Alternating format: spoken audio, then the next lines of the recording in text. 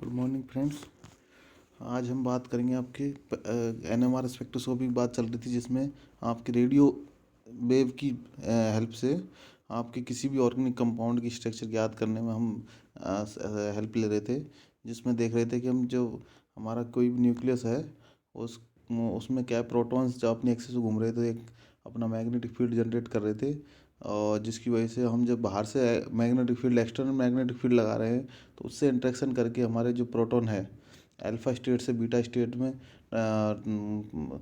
Flipping कर रहे हैं। उसकी वजह से एक सिग्नल प्राप्त हो रहा है, उसे एनएमआर सिग्नल बोल रहे हैं, जिसे हम डेल से शो कर रहे हैं, जिसमें डाउन फील्ड से अप फील्ड की तरफ जो है सिग्नल को दिखाया हमने। अब हम बात कर रहे हैं position of signal. Position of signal की बात करें तो इसे हम इस देखेंगे। Position of signal in NMR spectrum represent in a term of chemical shift. जो आपको केमिकल शिफ्ट है डेल न्यू से जो हम शो कर रहे हैं, वो हमारे जो chemical shift represent the distance between NMR signals. It is must and connectively the distance between NMR signals, it it is most conveniently expressed in ppm part per million of the total applied magnetic field and represented in Dale scale. The position of the TMS tetramethylsilane signal is taken as a 00 ppm 0. Most chemical shift have Dale value between 0 to 10 pm. मैं इसमें कहना चाह रहा हूँ कि आपकी जो position of signal है उसे हम टेट्रामेथाइलसिलेन जो है आपका एक रेफरेंस काम में ले रहे हैं, जो कि 0 वैल्यू से लेकर और 10 तक हम चलते हैं डेल स्केल में आपके एनएमआर के में। तो इसमें हम देखते हैं कि जो वैल्यू 0 पे आएगी, 0 के आसपास आती है, वो हमारे क्या है अप फील्ड में रहेगी, और 10 की तरफ आएगी वो हमारे डाउन फील्ड में रहेगी। इसमें हम जो टेट्रामेथाइलसिलेन काम में ले रहे हैं आपके, जो टेट्रामेथाइलसिलेन ले रहे हैं उसमें जीरो क्यों मान रहे हैं? बिकॉज इसमें एक तो सिलिकॉन की जो है इलेक्ट्रोनेगेटिविटी बहुत कम होती है। इसके अलावा इसकी चारों तरफ 12 जो एक केमिकल इक्विवेलेंट प्रोटॉन्स जुड़े हुए हैं, ये बहुत ही इंपॉर्टेंट है इसमें। इसी वजह से हमें डेल वैल्यू इसकी जीरो मानते हैं। इसको रेफरेंस मानते हुए इसके सापेक्ष में डेल वैल्यू को शो करते हैं। डेल वैल्यू ज्ञात करने के लिए एक फॉर्मूला है आपका, जिसमें देख सकते हैं हम del equal to observe shift in H Z hertz into 10⁶ upon frequency of spectrometer in hertz. Example भी देख सकते हैं जिससे हम डेल निकाला है इसमें। इसी प्रकार सब इम्पोर्टेंट केमिकल शिफ्ट्स देख सकते हैं ऑर्गेनिक कंपाउंड्स में, जिसमें आपके जो प्रोटॉन्स हैं, टाइप ऑफ प्रोटॉन्स, उनके लिए केमिकल शिफ्ट की जो वैल्यू है डेल पीपीएम में, वो देखें हम। पहला है आपका 1 degree 2 degree protons of alkyl group. हम देख सकते हैं उसकी वैल्यू जो है डेल में 1 से 1.5 के बीच में रहती है हमेशा। विनाइल की जो प्रोटॉन रहेगा C से जो जुड़ा हुआ एच हाइड्रोजन है, उसकी 4.5 से 6.0 के बीच में रहेगी। उसके अलावा एस्टेनिल की जो होगा C से जुड़ा हुआ जो हाइड्रोजन है, उसकी रहेगी 2 से 3 के बीच में। इसी प्रकार जो एरोमेटिक प्रोटॉन्स हैं, जो बेंजीन रिंग से जुड़े हुए प्रोटॉन्स हैं, उनकी 6 से 8.5 रहेगी। उसके अलावा बेंजाइलिक जो फिनाइल रिंग से जुड़ा हुआ मिथाइल ग्रुप, उससे जुड़े हुए जो हाइड्रोजन है प्रोटॉन्स हैं, उनकी जो वैल्यू है डेल की, वो रहेगी 2.2 से 3 के बीच में। उसके अलावा देखिए हैलाइड्स की, हैलाइड्स जो है उससे जुड़े हुए जो हाइड्रोजन है, उनकी जो वैल्यू है डेल की, वो रहेगी आपकी 2.5 से 4.5 के बीच में। इसी प्रकार एल्कोहल्स जो होते हैं आपके, उनकी जो है प्रोटॉन्स जो है एल्कोहलिक जो ग्रुप से जो कार्बन से जुड़ा हुआ जो प्रोटॉन्स है, वो आपके 3.5 से 4.5 रहेगी। इसी प्रकार ईथर्स में जो कार्बन से जुड़ा हुआ प्रोटॉन्स है, उसकी 3.5 से 4.5 रहेगी। इसी प्रकार आपके जो एसिटाइलेनिक जो है, जो एसिटिल हैलाइड्स होते हैं, उनसे जुड़े हुए जो प्रोटॉन्स है 2.1 के आसपास रहती है कार्बोनाइल कंपाउंड्स में। इसी प्रकार एसिड्स में 10 से 12 के बीच में रहेगी एडेल वैल्यू। इसी प्रकार इनोलिक में 15 से 17 के बीच में, फिनोलिक में 6 से 8.5 के बीच में, हाइड्रोक्सिलिक में 3.0 से 4.5। इसी प्रकार एमिनो में 1 से 5 के बीच में। उसी प्रकार एलाइलिक में आपके 1.7 के आसपास रहेगी। एल्डिहाइडिक में आपकी रहेगी 8.5 से 10 के बीच में। इसी प्रकार हम देख सकते हैं आपके जो केमिकल शिफ्ट की वैल्यू है is very important part of the NMR spectrum because from the value of del, nature of the proton, aromatic, benzylic, stearic, hydroxylic halides, uh, we can predict by the help of chemical shift.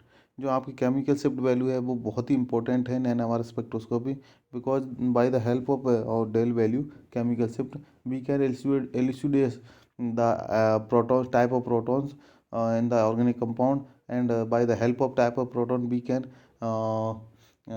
define the structure or other things in organic compounds.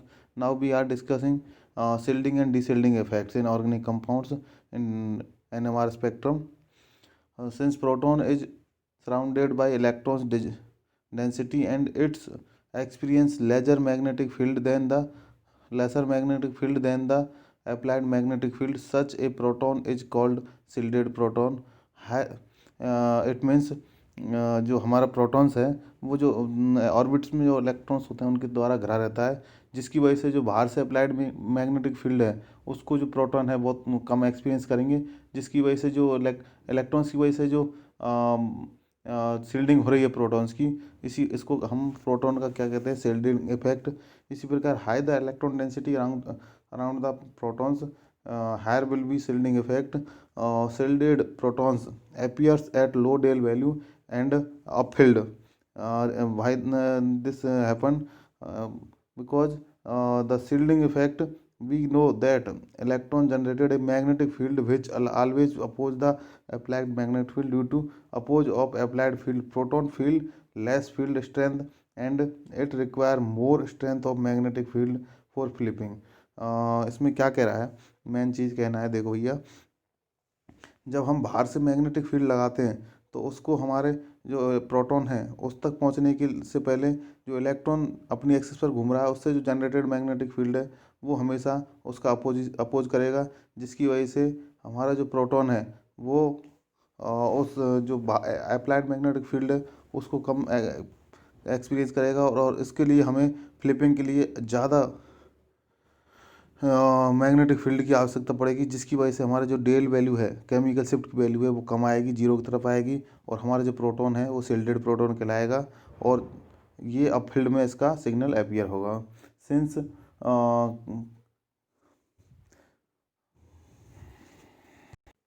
we can see the diagram. In this diagram the shielded proton appear in upfield and downfield appear deshielded proton. अब हम बात करेंगे examples की. Since the pi electrons in unsaturated compound generated a magnetic field which always oppose the applied magnetic field, this generated magnetic field is called induced magnetic field or secondary magnetic field. When induced magnetic field reinforce the applied magnetic field, then such a proton is called deshielded proton. Deshielded proton appear at higher Del value and up downfield. Reason क्या है इसका deshielding, इसका reason है deshielding effect. When induced magnetic field and applied magnetic field are applied in same direction for a proton, then such a proton experience more field strength than the applied magnetic field and proton require less magnetic field strength for flipping in the alpha beta state. So the protons appear, the signal appear in downfield or higher Del value. From following example, shielding and deshielding effect can be understand. Then now first is benzene.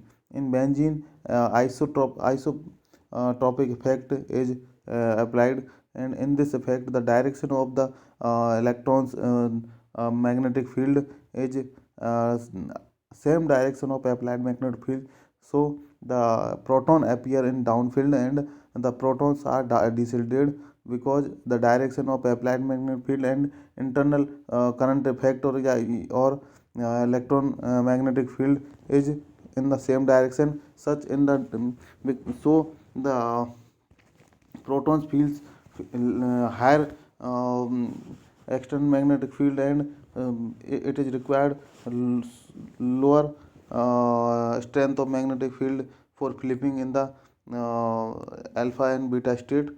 So the value of Del value chemical shift found in 6 between 6 and 8.5. And now next is vinylic protons. Vinylic protons are also deshielded but lesser than the benzene proton because induced magnetic field of pi electrons of benzene is comparatively stronger. It is found in 4.5 to 6.0. We can see the induced magnetic field direction and applied magnetic field direction. Protons feel the higher strength, so they appear in downfield. Now next is aldehydic proton. Aldehydic proton is highly deshielded due to following two reasons. First is circulation of pi electrons generated secondary magnetic field which reinforced the applied magnetic field, and second is higher electronegative atom. Oxygen decrease the electron density of aldehydic proton, so the aldehydic protons appear in higher Dale value and downfield. Dale value is 8 to 10 ppm. Now fourth is acetylenic proton. Acetylenic proton, these protons has a highly shielded proton because induced magnetic field not affect the strength of magnetic field, so this is appear in 2 to 3 ppm. Not Now next is 18 aniline. Aniline, what is the aniline? Aniline is the aromatic compound. In this compound, external protons comes in paramagnetic zone and of induced and applied magnetic field, so that these protons are highly deshielded, but internal protons are highly shielded because these protons comes in diamagnetic zone of induced and applied magnetic field strength. So the external protons are highly deshielded. These appear in 8 to 8.3 parts per million, and internal protons are found in 2 minus 2.1 ppm. Next is है 14 aniline, same as 18 aniline. Next देखेंगे हम अगली video में. Thank you दोस्तों.